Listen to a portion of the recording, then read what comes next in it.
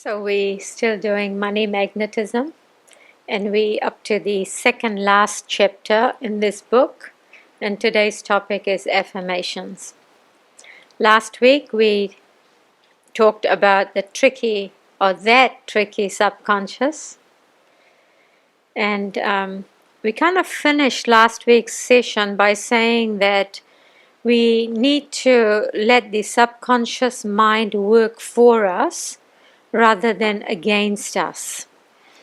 And so today's topic is about how to make that subconscious mind our ally, our friend. And so one of the ways to do it is really using affirmations. We're basically reprogramming our subconscious mind.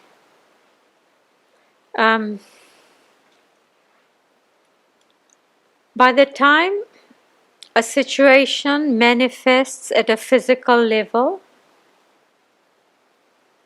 there has been a lot of work already going on at other dimensions, at the level of ideas and thought, and then at the level of energy. So for example, like say this house, before this house would have come into manifestation, somebody would have thought of a place like this. Then they would have made a blueprint of their ideas, like an architect's plan. And then the architect's plan then goes to the builders. The builders, put energy into it, and then this building materializes. And likewise, all situations in our life are very much like that. By the time it's in front of us, there has been all this other work that has gone on beforehand. And so at one level, it can seem like we have very little control of what's happening right now in our lives, because it's a final outcome, or it's the outcome of what we've been thinking, the kind of energy that we have been expanding, and that's what has manifested. And so if you want to begin to improve things for yourself in future, like Sri Yukteswar says, if you make the right effort now, everything in future will improve. And so that right effort begins with the right thoughts, right ideas. And so this is where affirmations come in. When it comes to money magnetism, we can start observing ourselves. What am I constantly affirming? Am I affirming that, yes, I am able to do what I want to do? Or am I affirming a lack of money? Am I indulging in thoughts of abundance? Am I indulging in thoughts of fear and doubt? Because all of those thoughts that we have around money will influence how we experience money in our lives. If we are constantly affirming a lack, oh, I can't do that, I haven't got money,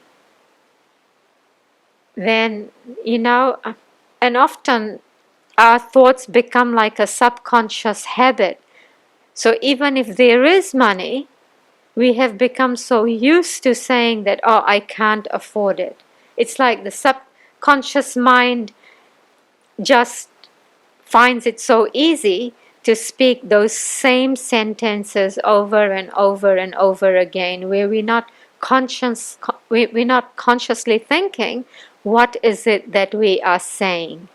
Because it's so ingrained in the subconscious that the mouth then produces what's in the subconscious. You see, the subconscious is a low level of awareness. It's dim. and it just regurgitates what's already in there. A bit like the hard drive of a computer, You can't create a new document that's completely new. You can only retrieve the documents that are already there. And likewise, we've got all these records in our subconscious mind, and we just keep replaying them over and over and over. And when we replay them, it leads to a certain kind of energy moving in this body, and that energy creates our magnetism, and that magnetism brings to us exactly that situation that matches our magnetism. So, the solution is to reprogram the subconscious mind. How do we reprogram the subconscious mind? We do not need to kind of dwell on the contents of that subconscious mind. In fact, we don't even need to know the contents of the subconscious mind in order to work with that mind. Too much dwelling on the contents of the subconscious mind just makes our weaknesses, our limitations bigger. They just magnify them. So stop focusing. In Swami's leadership courses, he talks about if there's a problem, say in an organization, and there are few people causing the trouble, Swami says focus on the 80% of the people who are positive. And that positive energy will spin out the negative energy. But if you put too much emphasis on the negative energy, then, things aren't going to work out that well. As in, the negative energy then gets magnified if we give too much attention. So it's really about us beginning to affirm that which is true. There's a difference between what is fact and what is true. And so what we want to affirm is the truth. And the truth is our highest reality. It's good to have affirmations that are written or spoken by men of higher consciousness, because they are coming from the superconscious. What we come up with is usually that which matches our vibration. So if we know that our vibration is not quite as high as maybe the vibration of Swami, the vibration of Master, then I think it's safer for us to use affirmations that they have written, and you can make those affirmations your own. And what I mean by making it your own is use that affirmation, but you may want to, change it so that it's like how you would speak.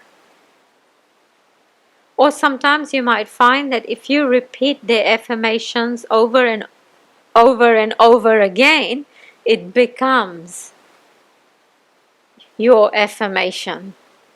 It just rolls on your tongue quite easily. And the way to do affirmations, saying something once or twice is not going to do very much. Affirmations need to be repeated over and over and over.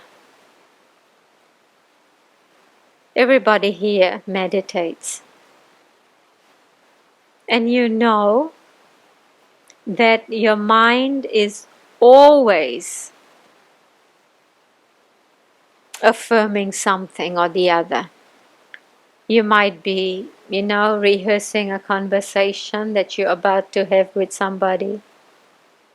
You might be reviewing a conversation that you've already had with someone. You might be, there's just so many things that are going on in our minds, and often, of very little use. And at the time when we're thinking all these thoughts, they seem just so important. And so, instead of engaging in all that murkiness of the subconscious mind, churning things over and over and over, try finding an affirmation that resonates with you and repeating that.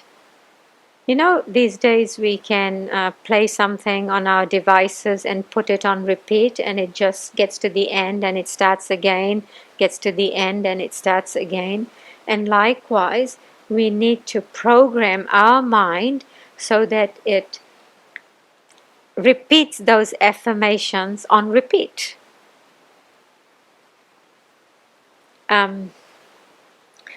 Master was quite big on affirmations. In fact, one of the first books, or it might even be the first book, I can't be so sure, but it might be, was Scientific Healing Affirmations, and that was published in 1924. That is before he even bought that place at Mount Washington, which is now the SRF headquarters. So 1924 this book was published, and Ananda, India, prints this. I just found out that Ananda America, for some reason, and I imagine, well, I don't want to go into it, but they are not yet publishing or printing this book, but India does, and all our books come from India, so that's how we've got it. It's a very tiny book, and at some point it might be worth studying. But Master tells us so much about affirmations in just this very tiny book. There was a little bits and pieces that I wanted to share from here. But before that, the other book which I quite like for affirmations is Swami's Affirmations for Self-Healing. It's got 52 affirmations. If you like, if you're very methodical in your ways, you may want to do them one a week and do it in that fashion.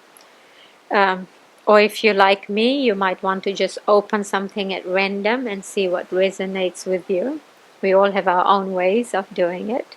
And then the other book that I quite often like to use to find affirmations is Metaphysical Meditations.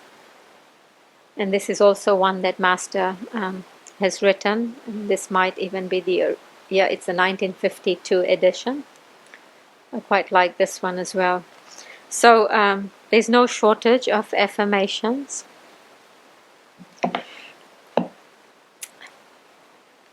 That's right. I said that I wanted to share some things from here that Master has written about affirmations.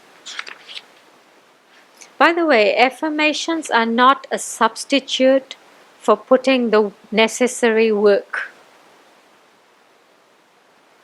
Because you can have thoughts and ideas at the causal level, but you still have to do the work for it, for something to then manifest at the physical level. So don't think that the easy way out is just affirm some reality without actually doing anything. The hard work must be done. But what affirmations do is it creates in us the right attitude, gives us the right kind of energy, so that the subconscious mind is not working against us, but working for us.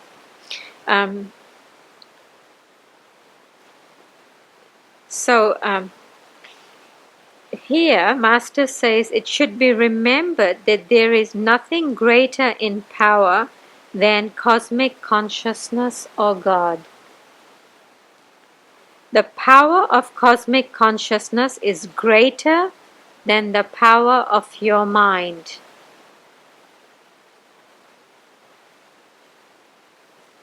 Thus, you should seek.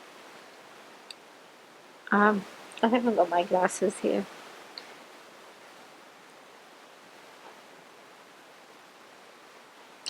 Thus, you should seek His aid alone. But this does not mean that you should make yourself passive, inert, or credulous, or that you should minimize the power of your mind. Remember, God helps those that help themselves. He gave you willpower, concentration, faith, reason, and common sense to help yourself in your bodily or mental afflictions. You must use them all as you seek divine help. So he's really telling us that we need to use our willpower, we need to use concentration, faith, reason, and common sense. All of it is necessary. In fact, none of these teachings that we have been learning each week can be used in isolation. We've got to put it all together. You must use them all as you seek divine help, but remember, in using your own willpower or common sense to get rid of difficulty or disease, you must not rely wholly on or harness yourself solely to your ego, and thus disconnect yourself from the divine force. Always, during affirmations or prayer vibrations, feel that you are using your own but God-given power. Always believe that it is not God only, but yourself also, who as His beloved child tries to employ His given will, reason, etc. to react to the difficult problems of life. So basically what is, I'm not going to continue reading. I think most of you or all of you have this book, and it's worth reading. It's the second piece of writing in this book. So the first part is spiritual power of man's word, and then the next bit is God-given power of man. But it's really worth reading this bit over and over again to sort of get some understanding of how your affirmations can be more effective. But what Master says, in order to make affirmations effective, he says we've got psychological centers in our body. So the point between the eyebrows is the center for will. The medulla is the center for energy. The heart is the center for feeling. And so we have affirmations, some affirmations that are will affirmations. Some affirmations are about feeling affirmations. And then there are affirmations that have to do with energy, bringing in energy into this body. And so depending on what affirmation you are doing, center your energy in that particular psychological center. So let's say this affirmation here, and I've specifically chosen affirmations that have to do with material success. There are lots of affirmations here, by the way, on different aspects of our life. So say this one: the sunshine of God's prosperity has just burst through the dark sky of my limitations. I am His child. What He has, I have. Now, as I read this affirmation, the sunshine of God's prosperity has burst through the dark skies of my limitation. Where do you think would be most effective for you to center your energy when you repeat that affirmation? And each of us will probably feel it at a different center. For me, this is more about a feeling. Another person might see the same affirmation, and to them it might be about bringing energy in through the medulla. So let's maybe do this affirmation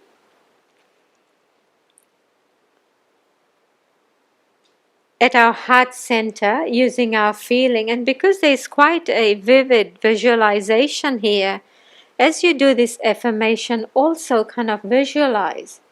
And the reason Master has taught us to do the affirmations loud and then getting softer into a whisper is because we want to do it loud, because the subconscious mind is usually in a state of slumber.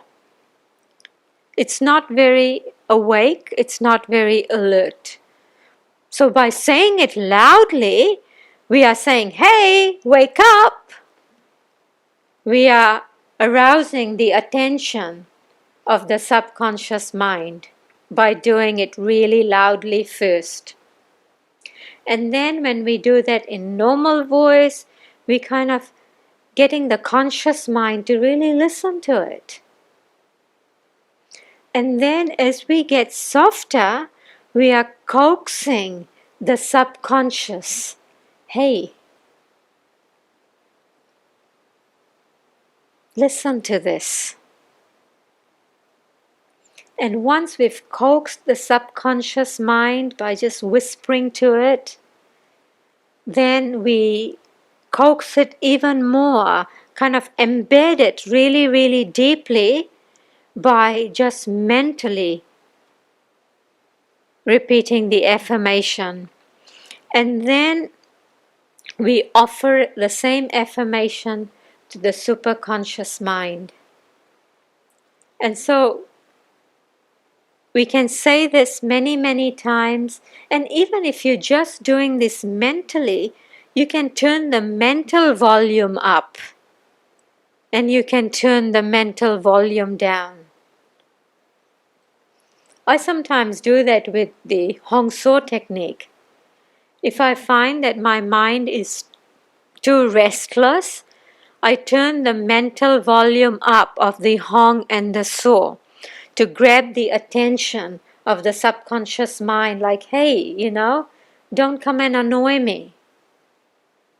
You are sending a very, very strong signal to the subconscious mind.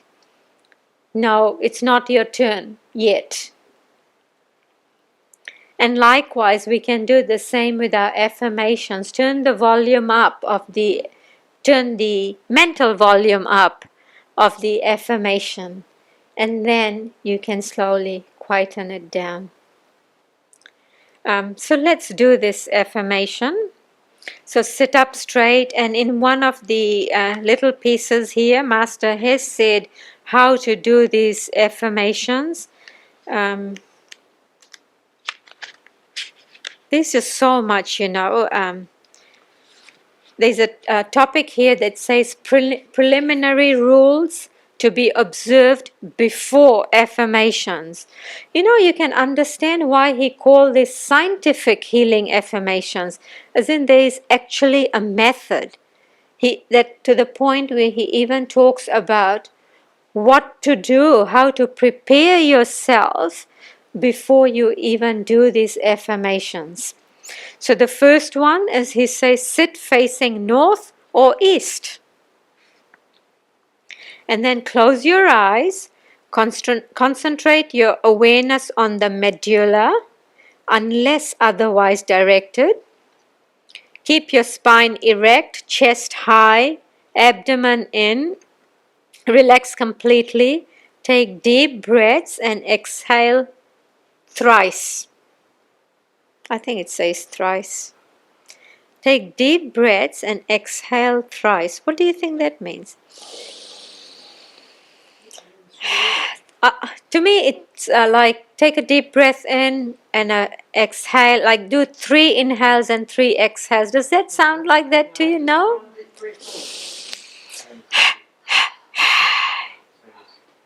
But then he says take deep breaths. With an X. Yeah. And exhale thrice.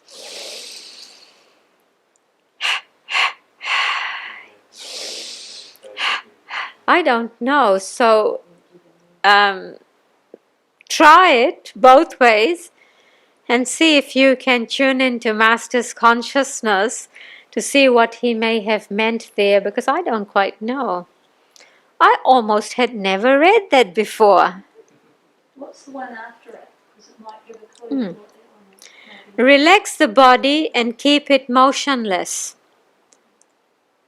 Doesn't say any more, about the breathing after that. So the only way we can really know is really through attunement with Master. And it might be that it's not the be-all and end-all, Relax the body and keep it motionless.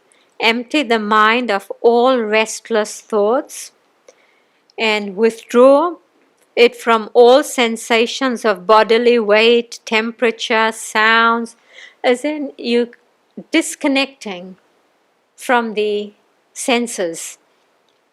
Exactly what we do for meditation. And then he says, fill your mind with devotion and with will. Feel devotion in your heart. Feel will in its physiological center of generation in between the eyebrows. Cast away anxiety, distrust, worry.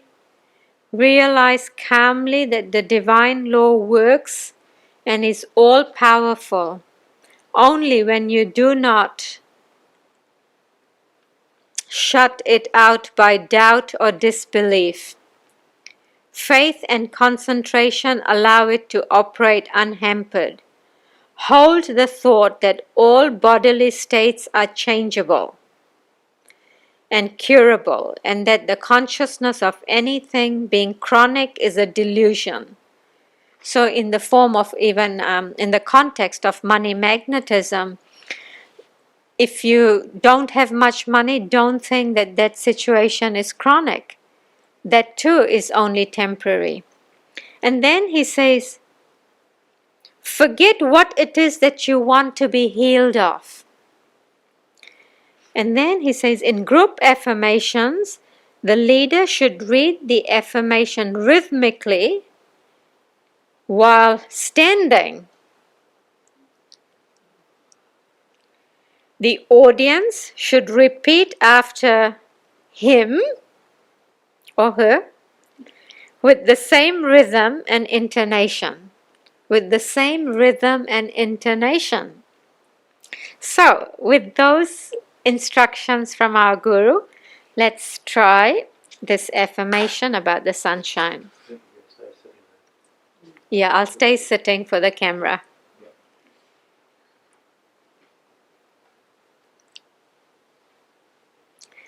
The sunshine of God's prosperity has just burst through the dark sky of my limitations.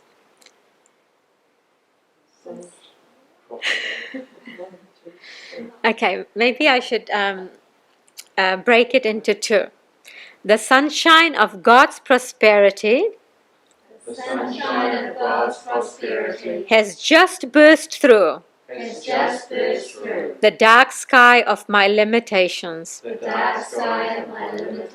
I am His child. What He has, I have. The sunshine of God's prosperity The sunshine of God's prosperity has just burst through has just burst through the dark sky of my limitations. the dark sky of my limitations. I am His child. I am His child. What He has, I have. What He has, I have. The sunshine of God's prosperity The sunshine of God's prosperity has just burst through has just burst through the dark sky of my limitations.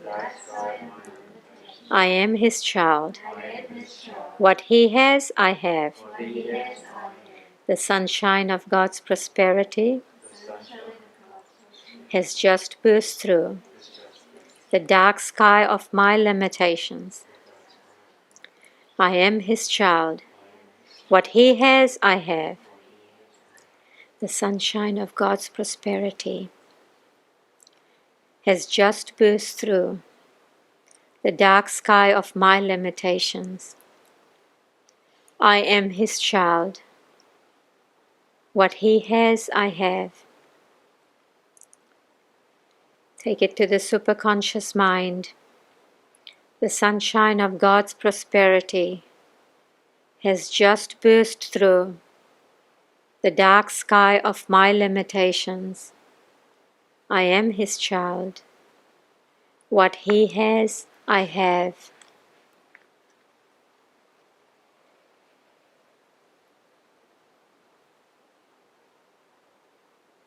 Whatever you are able to remember of that affirmation, keep it going, or keep the feeling going.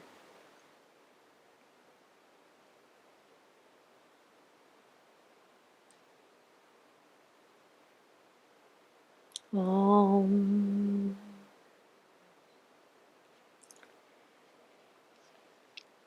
So then, once you have done this as a formal practice, you can then carry on throughout the day repeating this same affirmation.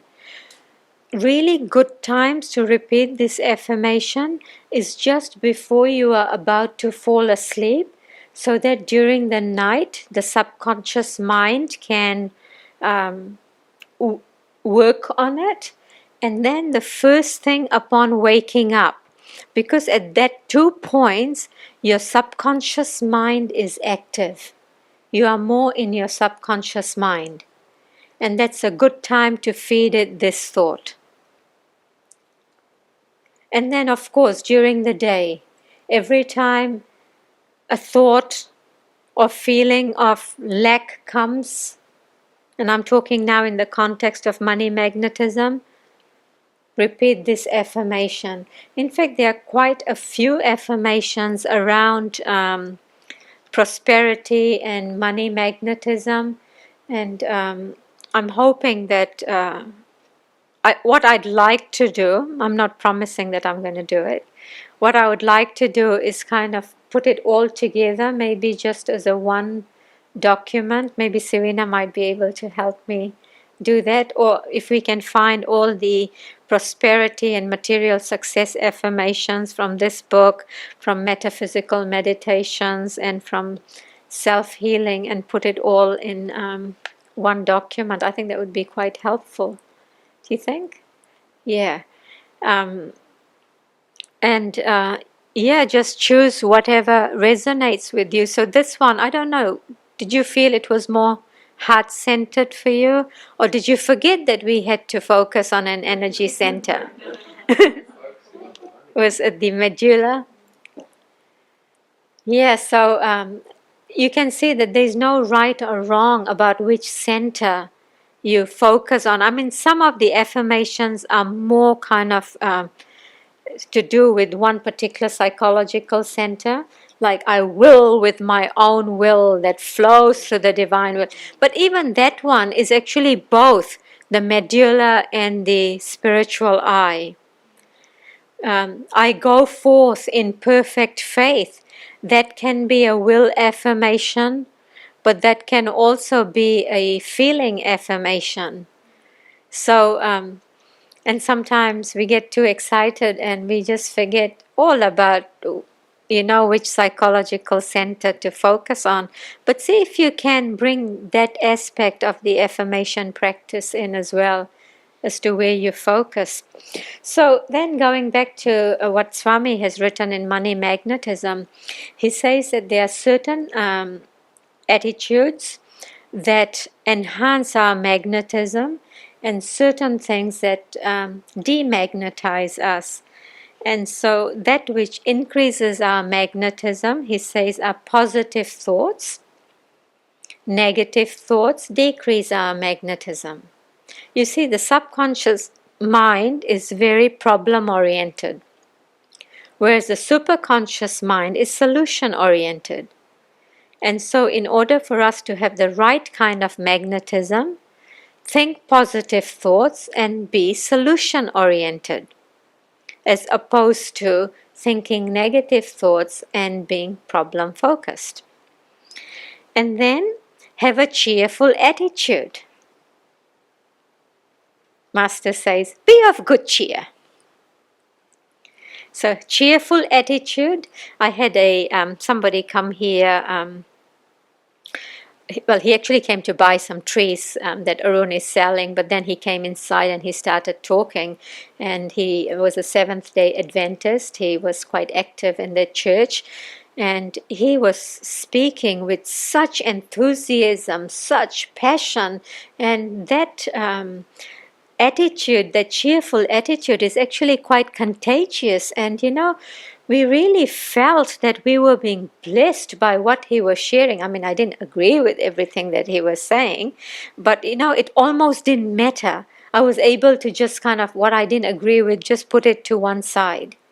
But there was still enough blessings in what he was just coming out from his cheerful attitude.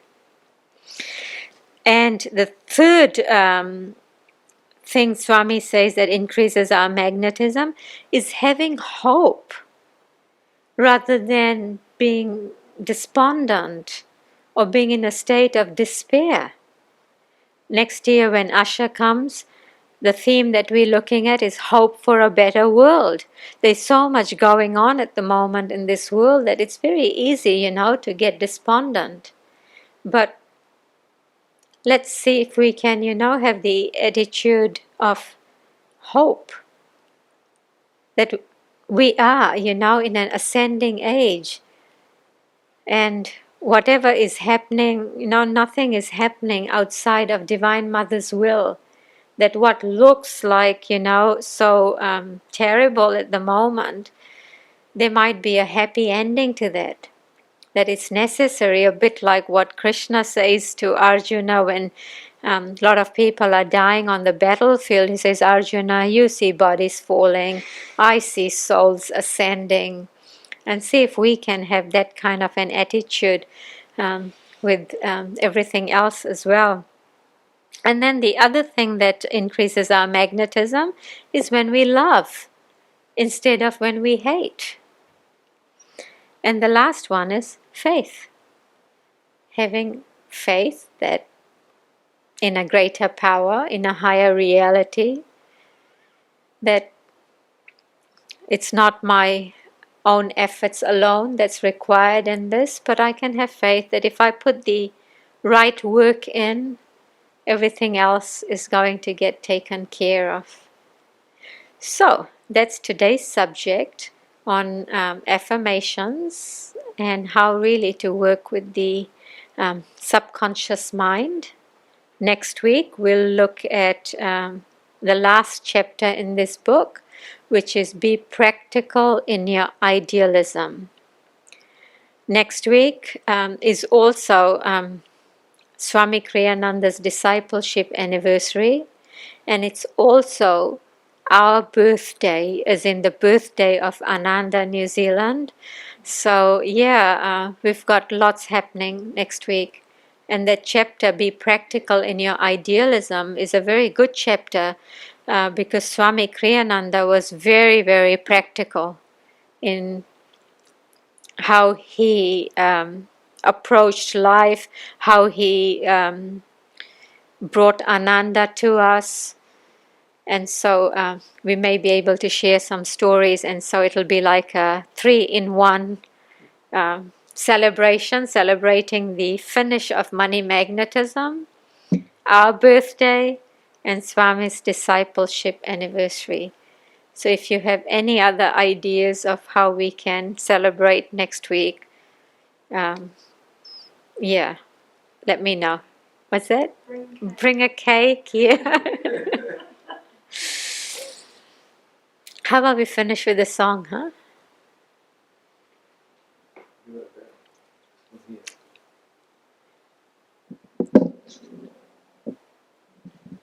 Which one, really?